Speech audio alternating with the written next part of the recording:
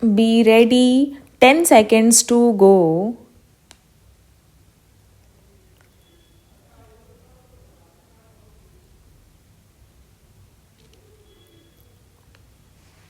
Start. Mr. Chairman, sir, I thank you for having permitted me to speak. The budget presented by our beloved Prime Minister of India is a mixed one which deserves both appreciation and criticism. Being the maiden budget presented by our Honorable Prime Minister, he can be excused this time with the hope that he will present a pleasant budget at least next time, provided he continues to hold the finance portfolio.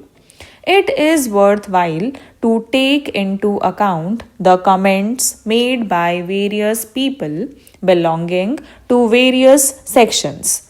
The Chamber of Commerce people believe that instead of giving relief to corporate sector, government has taxed 30% minimum tax, which will hamper the growth of the corporate sector. This would offset the liberalization on depreciation allowance and would create a serious impact on the share market. The TV is no longer a luxury item and is a media for propagating government policies and programs, and it is a media to educate the illiterates who form a major part of the population of our country. Hence, the price rise is unjustified and unimaginable. The salaried people are the honest taxpayers in this country. They all expected a higher ceiling limit for tax eligibility, but no mention has been made. This has totally disappointed them. Of every rupee that accrues to the central exchequer according to 1987-88 budget proposals, 4 paise only come through income tax.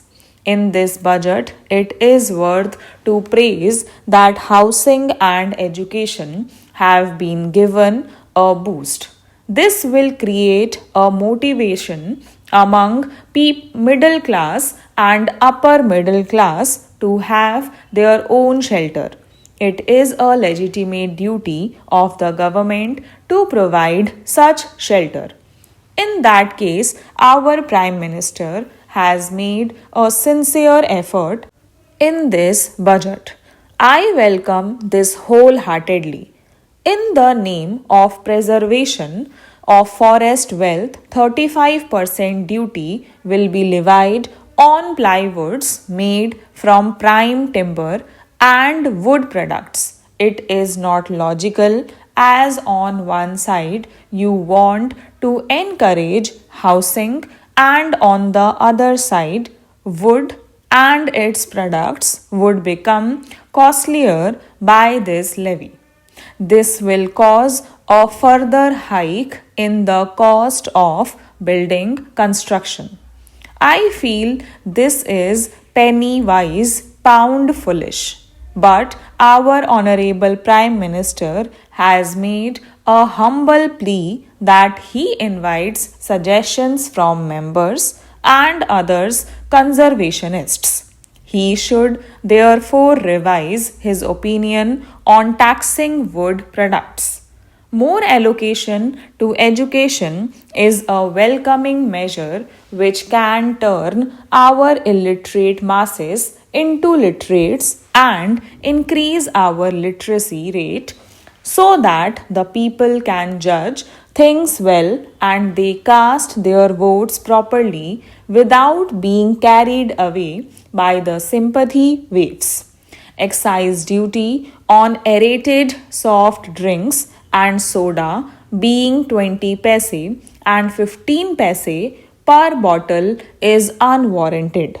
Soda is not used for mixing up with hot drinks alone by affluent sections but also used by the poor and middle class people to quench their thirst. Even the politician, while speaking on the platforms, drinks soda, but he does not pay for that. The organizers of the meeting only pay. So, it has become an additional burden for the people of the lower rank of the party who form the rank and file of the organization. Hence, it is unjustified to increase the excise duty on soda and soft drinks. I will appreciate the Honorable Prime Minister if he puts excise duty up to 30 to 40% on hot drinks so that the people can be relieved from the clutches of the devil of drinking habits, and also the exchequer gets more money. Though snuffing and chewing tobacco is really harmful to health, people in the rural areas forego their food while at work, and also when they are not able to take one square meal a day, indulge in chewing tobacco and snuffing. So, increasing excise duty on these substances is going to hit the common man and not the richer people. Hence, I request the Honorable Prime Minister to withdraw the excise duty imposed on tobacco and snuff. It is regrettable that our Honorable Prime Minister has forgotten the 40,000 sick units in the small scale sector.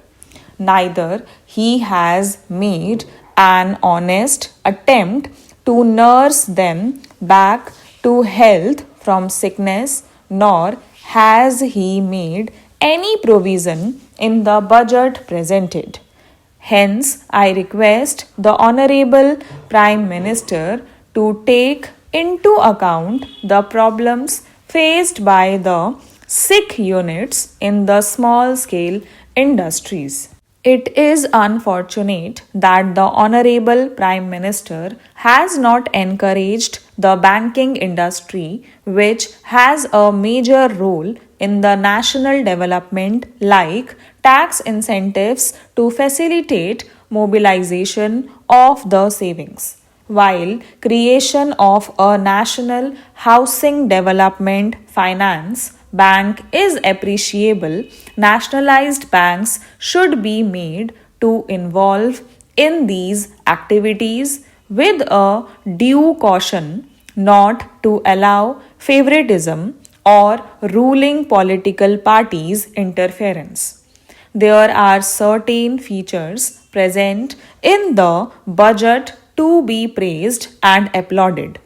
One is that any compensation received by a workman at the time of his retirement is exempted from tax. Stop.